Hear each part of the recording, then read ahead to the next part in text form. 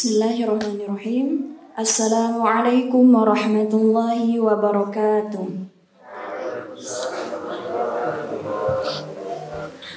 Alhamdulillahirabbil alamin wassalatu wassalamu ala asrofil anbiya'i wal mursalin wa ala alihi wa sahbihi ajma'in. Amma ba'du. Qala Allah ta'ala fil Qur'anil Karim. Bismillahirrahmanirrahim. Afala yatadabbaruna al-Qur'ana am ala qulubin aqfaluha. Bismillahirrahmanirrahim. Teman-teman, gimana kabarnya? Kedengarannya kayak ngantuk ya? Ya nggak apa-apa ngantuk, Naruri ya. Yang penting jangan tidur, soalnya ba'da subuh. Katanya kan kalau tidur ba'da subuh nanti rezekinya dipatok ayam. Gitu ya. Ini insya Allah di sini Ana ingin sebentar aja ya karena udah rada siang, ingin menyampaikan beberapa langkah-langkah untuk mentadaburi Al-Quran. Jadi gini ya sahabat, pertama-tama sebelum kita ketahui apa saja langkah-langkah kita untuk mentadaburi Al-Quran, kita harus tahu dulu apa itu tadabur. Tadabur itu berasal dari 3 huruf. Da, ba, ro, yang artinya akhir dari sesuatu. Begitu dalam kitab Mu'jam ya. Terus menurut bahasa, tadabur adalah memahami perkara dari awal hingga akhir secara berulang-ulang. Sedangkan lebih terperinci lagi, di sini menurut Imam Muqatil bin Sulaiman menegaskan bahwa tadabur Al-Quran adalah usaha untuk merenungi suatu makna, memikirkan dengan mendalam tentang kandungan ayat. Lalu mengapa kita harus tadabur Al-Quran? Memang sudah sejak awal nih ya teman-teman, Al-Quran itu diturunkan untuk menjadi penerang dan juga petunjuk bagi seluruh umat manusia. Tadabur Al-Quran ini memberikan banyak pengaruh bagi pelakunya, antara lain dapat menambah ilmu pengetahuan, dapat menguatkan kekhusyuan dan takut kepada Allah. Terus menambah keimanan juga keyakinan gitu. Dan menguatkan rasa untuk lebih mencintai Allah lewat Al-Quran dan menghadirkan kebahagiaan. Juga menggerakkan untuk beramal.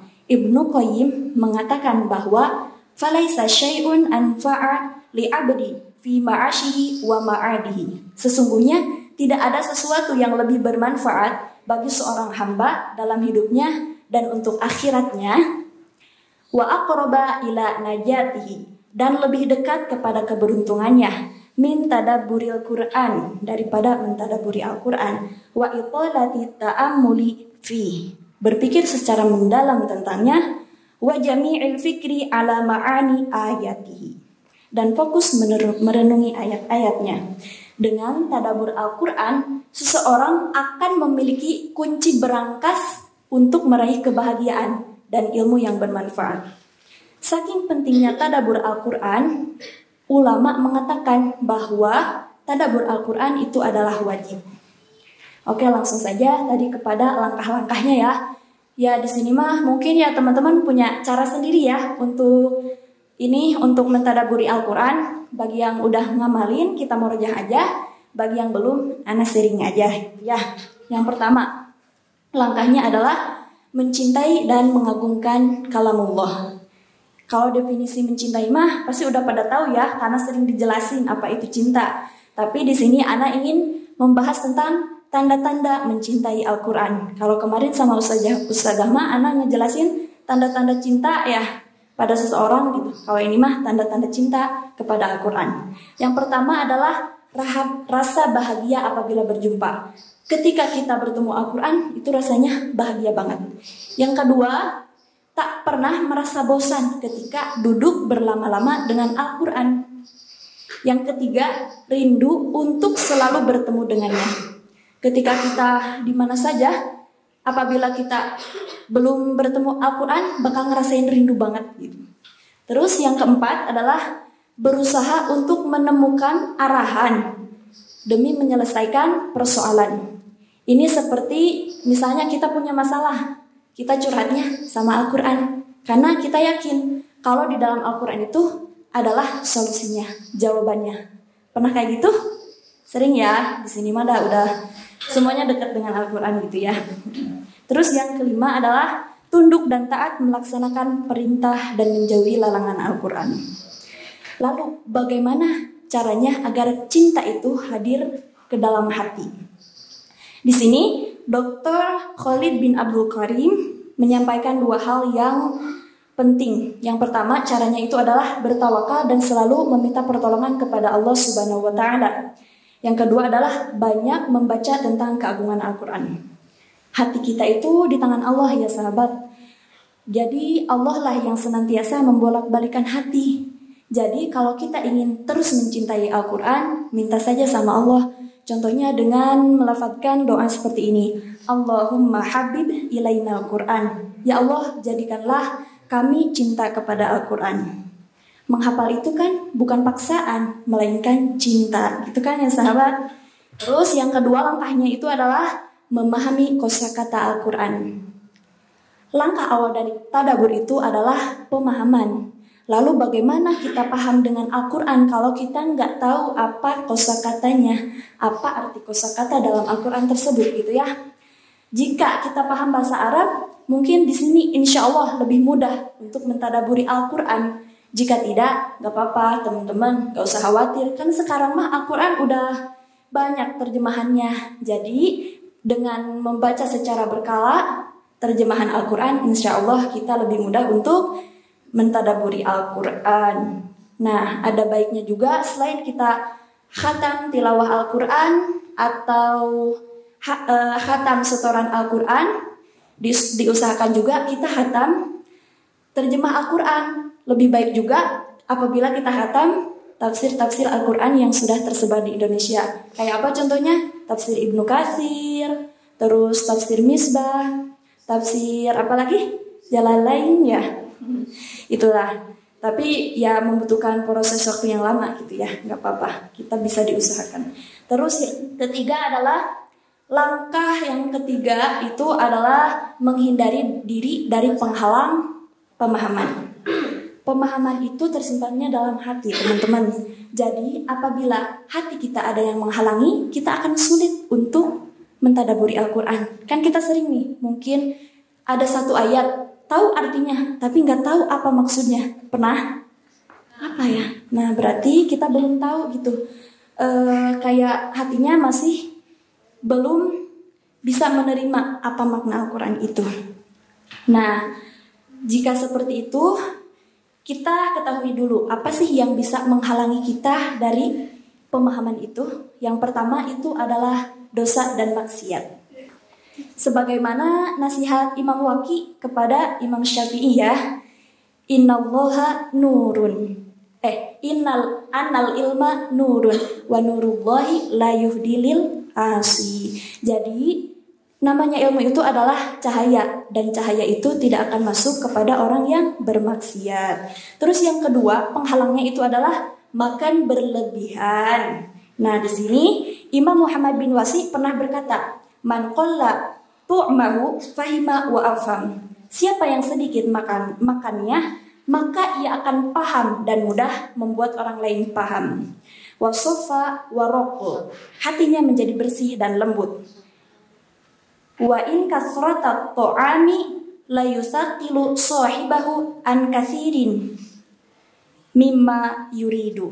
Sebaliknya, apabila banyak makan, maka akan memberatkan pelakunya dari mendapatkan apa yang diinginkan. Terus yang terakhir aja ya, karena sebenarnya ini ada 10 tapi ya 4 dulu aja. Cara yang keempat itu adalah membiarkan hati kita hanyut dalam pembahasan. Sahabat, dulu para sahabat Rasulullah SAW itu apabila mendengarkan Al-Quran itu sampai bercucuran air mata. Hati mereka lembut dan mudah untuk menerima pemahaman. Mengapa? Sebab mereka adalah orang yang berilmu. Mereka paham betul apa yang disampaikan oleh Allah lewat Al-Quran. Hati mereka diliputi keyakinan tentang berita-berita yang disampaikan oleh Al-Quran. A'udzubillahi minasyaitonirrajim. Innamal mu'minuna alladzina idza dzukirallahu wajilat qulubuhum wa idza tuliyat 'alaihim ayatuhu zadatuhum imana wa 'ala rabbihim yatawakkalun. Itu Al-Anfal ayat berapa, teman-teman? Ayat 2 ya. Sesungguhnya orang mukmin adalah apabila yang disebutkan nama Allah maka hatinya bergetar dan bertambah pula keimanannya kepada Allah dan kepada Tuhannya lah mereka bertawakal. Inilah yang membuat para sahabat menjadi generasi terbaik. Semoga kita termasuk ke dalam generasi itu ya sahabat. Setiap dibacakan Al-Quran dan lafaz Allah, hati kita senantiasa bergetar. Maka dari itu ya sahabat, apa yang harus kita lakukan? Bacalah setiap ayat itu dengan perlahan dan penuh kekhusyuan. Jangan sampai kita cepat-cepat gitu ya, demi menyelesaikan Al-Quran segera gitu ya, terburu-buru. Semakin kita melibatkan hati dan pikiran kita dalam membaca Al-Quran, maka pengaruh Al-Quran akan meresap dan membekas di dalam hati. Ya pasti punya sahabat juga punya motivasi masing-masing gitu ya, punya quotes masing-masing tentang Al-Quran. Yang bisa anak kutip ya beberapa aja ini mah ya. Ada yang bilang gini, bukan bagaimana menjadi hafid, tapi bagaimana mati hafid katanya. Terus ada juga yang bilang, nafasnya penghafal Al-Quran itu adalah murojaah dan jantungnya adalah akhlak yang baik. Terus ada juga yang bilang, yang sering dibilang ya di sini, Al-Quran itu harus diperjuangkan karena ia jatuh cinta yang disengaja katanya. Terus kalau anak gimana? Kalau anak kayak gini motivasinya, bukan seberapa banyak kita tasmi dan bukan seberapa cepat kita menyelesaikan hafalan Al-Quran, namun seberapa banyak ayat-ayat yang bisa mempengaruhi jiwa dan raga kita dalam kehidupan. Itu saja. Ketika ada pertanyaan, terakhir ya, ketika ada pertanyaan, mengapa ada orang yang sering membaca Al-Quran atau bahkan hafal Al-Quran, namun ia masih sering melakukan banyak maksiat gitu ya? Mengapa jika ada penghafal Al-Quran atau yang sering membaca Al-Quran, mereka masih sering berdusta, sering mengumpat dan melakukan dosa-dosa besar lainnya? Atau mengapa apabila ada yang membaca Al-Quran dan juga menghafal Al-Quran, namun hatinya masih kering, masih sangat sulit untuk mentadaburi Al-Quran? Bisa jadi di sini jawabannya adalah karena hafalannya belum sampai ke hati. Katanya ya, kata Umar Faruk di dalam buku itu Tips Mentadaburi Al-Quran. Jadi penyambung antara lisan, hati, pikiran, dan perbuatan, antara tilawah dan amal, itulah tadabur Al-Quran. Ya wallahu alam ya teman-teman. Itu saja yang mungkin bisa Ana sampaikan. Terakhir ada pertanyaan. Biasa pertanyaan aja. Ada yang tahu apa mukjizat terbesar dari masa dulu, kini, dan sampai hari kiamat dari Al-Quran? Ada yang tahu?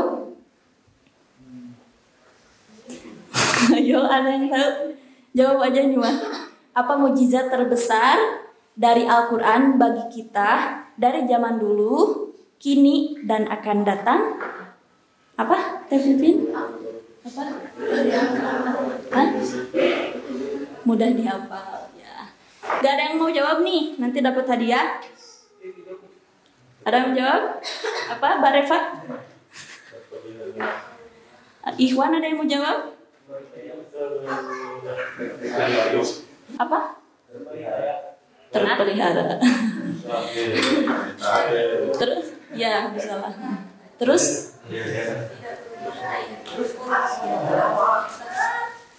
Oh iya, huruf dan ayatnya tetap. Ya nggak apa-apa, nanti ya ditunggu ya hadiahnya, nggak apa-apa.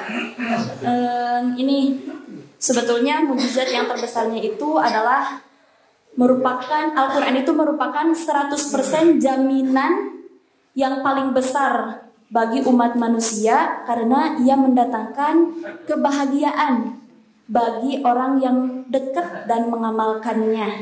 Kayak gitu ya sahabat. Dan kebahagiaannya ini bukanlah sekedar miliaran, triliunan rupiah, melainkan kebahagiaannya adalah lebih mulia daripada dunia dan seisinya. Menjadikan bahagia ya, menjadikan bahagia bagi siapa yang mengamalkan dan juga dekat sama Al-Quran. Itu saja mungkin yang bisa Ana sampaikan. Apabila ada kesalahan mohon dimaafkan. Sesungguhnya kultum ini adalah nasihat dan juga cerminan bagi Ana sendiri, juga bagi kita semua, tentang apa yang seharusnya kita perbaiki lagi untuk menangkap pesan-pesan Allah Subhanahu wa Ta'ala. Mohon maaf. Terakhir kita tutup dengan doa. Allahumma ja'alna min ahlil Qur'an, Allahumma habib alaina al-Qur'an, Allahumma nawwir qulubana bil Qur'an, Allahumma ja'al akhlaqana bi akhlaqil Qur'an. Rabbana atina fid dunya hasanah wa fil akhirati hasanah wa qina adzabannar. Astaghfirullah li wa lakum wa akhiran wassalamu alaikum warahmatullahi wabarakatuh.